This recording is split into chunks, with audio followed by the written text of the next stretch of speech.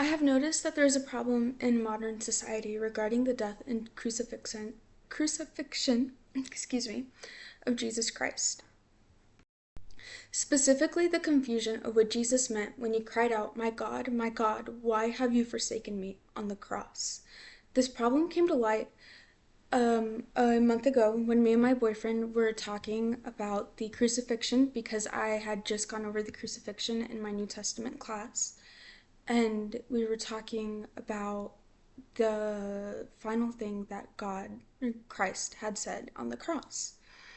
And that, for my boyfriend, the significance behind Christ asking God why was he forsaken indicated that God turned his back to Jesus on the cross because Jesus was full of sin and was bearing the weight of the consequences of our sin.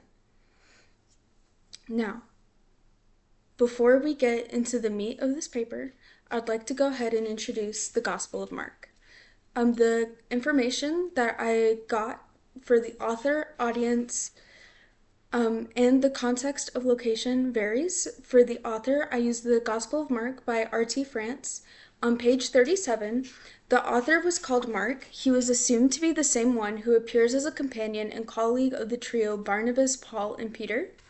The audience was Roman believers or Gentiles, and Mark wrote as a pastor to Christians who had already heard and believed in the Gospels.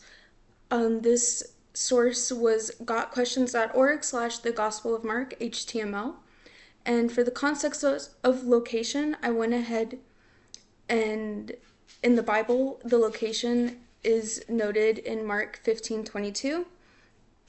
Christ was already crucified by this point at Golgotha.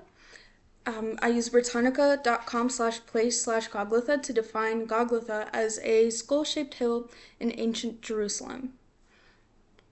Now, getting into the meat, Mark 15:34 states that, "And at 3 p.m, Jesus cried out and in a loud voice said, Eloi, Eloi, lema sabachthani," which means, my God, why have you forsaken me?" This is a heartbreaking and very sorrowing, my doge is right here, heartbreaking verse. When I read it, it almost strikes a fear. But let's set our emotions to the side and let's dig in a little bit. So, in the Gospel of Mark by R.T. France, it is noted that Mark 15:34, the verse that we just read, seems to be a transliteration of Psalms 22:1. Now, before I go ahead and introduce us to Psalms 22:1, let's go ahead and break down who is the author and around what time was this particular Psalms written. So the author is going to be David, and I found this at https://biblicaltheology.com/research. The link is in the reference.